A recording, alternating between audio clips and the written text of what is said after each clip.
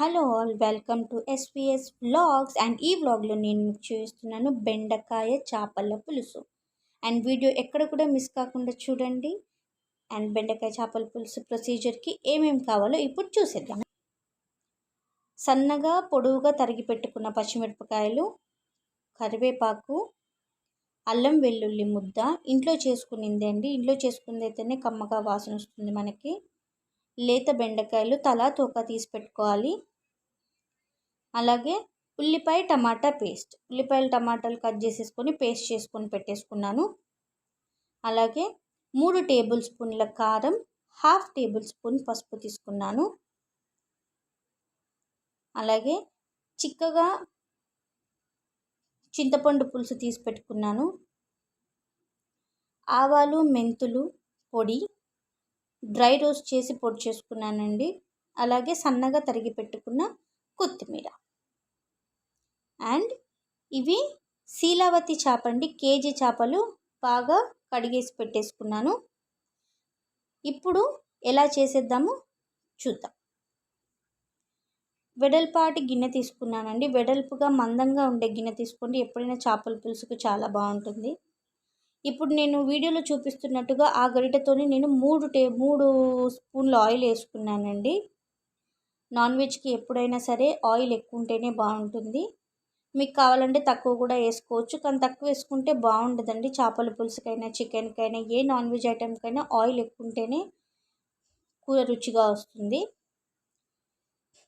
కొంచెం ఆయిల్ వేడెక్కాక పచ్చిమిరపకాయలు కరివేపాకు వేసేసుకోవాలి. వేసేసుకొని కలిపేసుకోవాలి.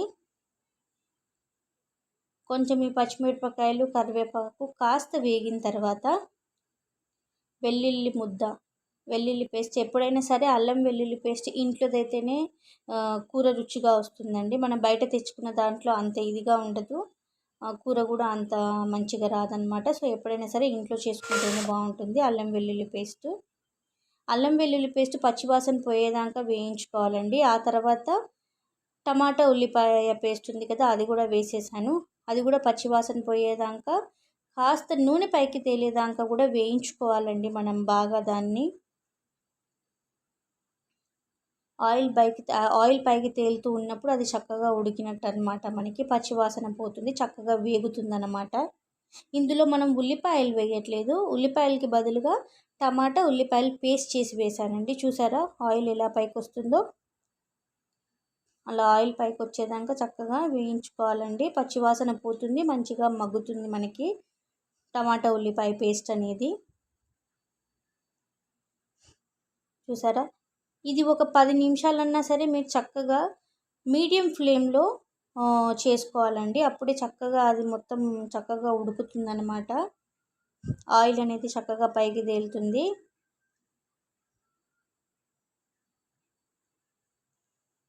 చూసారా? కింద అడుగు పట్టకుండా కలుపుకుంటూ ఉండాలండి. మనం లో ఫ్లేమ్ పెట్టాము, అయినా సరే ఇది ఉల్లిపాయ పేస్ట్ కదా, కాస్త అడుగు పడుతుందన్నమాట. సో ఇప్పుడు నేను పసుపు కారం వేసేసుకున్నాను. పసుపు కారం కూడా బాగా కలిపేసుకోవాలి. మొత్తం ఉల్లిపాయ పేస్ట్కి చక్కగా మొత్తం పట్టేటట్టుగా చక్కగా కలిపేసుకోవాలండి. చూసారా? చక్కగా కలిపేసుకోవాలి మొత్తం. ఇప్పుడు మనం చిక్కగా తీసి పెట్టుకున్న చింతపండు గుజ్జండి, అది వేసేసుకోవాలి. వేసేసుకొని మొత్తం చక్కగా కలిపేసుకోవాలి. అంతా కూడా కాస్త ఉడకనివ్వాలండి. ఇప్పుడు మనం చింతపండు చిక్కది వేసాం కదా, చింతపండు గుజ్జు చిక్కగా వేసాం కదా, కొంచెం ఉడికొచ్చాక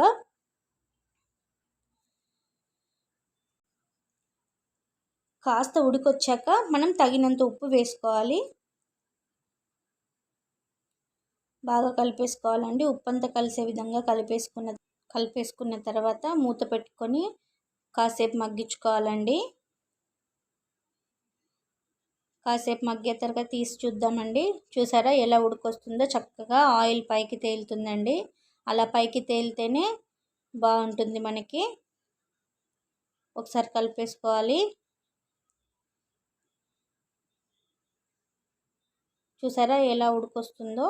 ఇప్పుడు బెండకాయలు వేసేసుకుందామండి. బెండకాయలు మొత్తం కలిపేసుకుందాము. చక్కగా బెండకాయలు కూడా మనము ఇందులో ఉడికించుకుందామండి మూత పెట్టుకొని. చూసారా ఎలా ఉడుకుతుందో అలా. ఇప్పుడు మనం నీళ్లు పోసేసుకుందాము. నేను ఒక చెంబుడు నీళ్ళు పోసుకున్నానండి. ఒక చెంబుడు అంటే ఒక ఫుల్ గ్లాస్ వాటర్ పోసుకున్నాను. ఒకవేళ సరిపోకపోతే మళ్ళీ పోస్తానండి నేను. ఎందుకంటే చేపల పులుసు కదా, మనకి పులుసు ఎక్కువగా చిక్కగా ఉంటేనే బాగుంటుంది. ఒకసారి ఉడికించుకుందామండి మనం బెండకాయల్ని. ఇప్పుడు కొత్తిమీర వేసేసుకున్నాము. అలాగే మెంతులు, ఆవాలు పొడి చేసుకొని పెట్టుకున్నాం కదా, ఆ పొడిని కూడా వేసేసుకున్నాము. ఇప్పుడు కలిపేసుకుందామండి. మొత్తం చక్కగా కలిసే విధంగా కలిపేసుకొని ఒకసారి మనం మూత పెట్టేసుకొని బాగా మగ్గిచ్చేద్దామండి. మూత పెట్టేసుకుందాం. ఇప్పుడు కాసేపు తర్వాత చూసారా ఎలా మరిగిపోతుందో. బెండకాయలు చక్కగా ఉడుకుతున్నాయండి. ఆ చింతపండు పులుసులో చక్కటి వాసన వస్తుంది, చక్కటి ఫ్లేవర్ కూడా వస్తుందన్నమాట. చూసారా? ఈ టైంలో మీరు పసుపు, కారము, ఉప్పు అవన్నీ చూసుకొని వేసుకోవచ్చండి. కాస్త నీళ్ళు పోస్తున్నాను.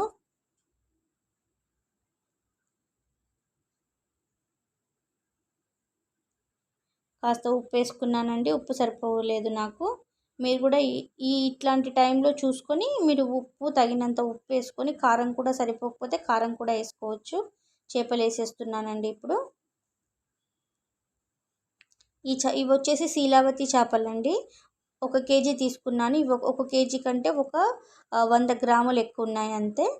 1 కేజీ పైన 100 గ్రాములు ఎక్కువ ఉన్న చేపలండి ఇవి. చేపలన్నీ వేసేసుకుందాము.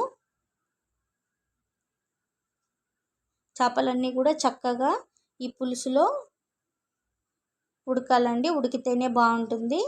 చేపల్ని ఎప్పుడు కూడా మనం గరిటె పెట్టి కలపకూడదు. చూసారా ఉడికొచ్చేసింది. ఇప్పుడు గిన్నె పట్టుకొని తిప్పాలండి మనము, గరిటెతో కలపకూడదు. ఎందుకంటే చేపలు విరిగిపోతాయి.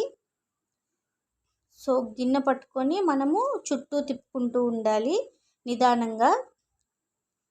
పులుసు అనేది బయటికి రాకుండా చక్కగా నిదానంగా తిప్పుకుంటూ ఉండాలి. చక్కగా కమ్మటి వాసన వస్తుందండి చేపల పులుసు ఉడికేటప్పుడు.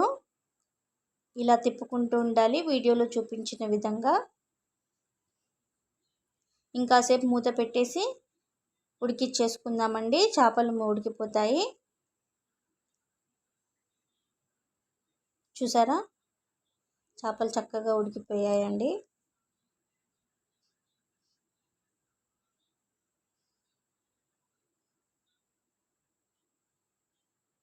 చక్కగా ఉడుకుతున్నాయండి చేపలు.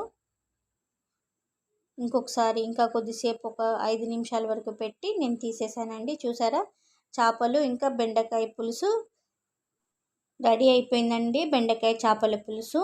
మరిన్ని వీడియోల కోసం నా ఛానల్ని సబ్స్క్రైబ్ చేయండి, లైక్ చేయండి, షేర్ చేయండి.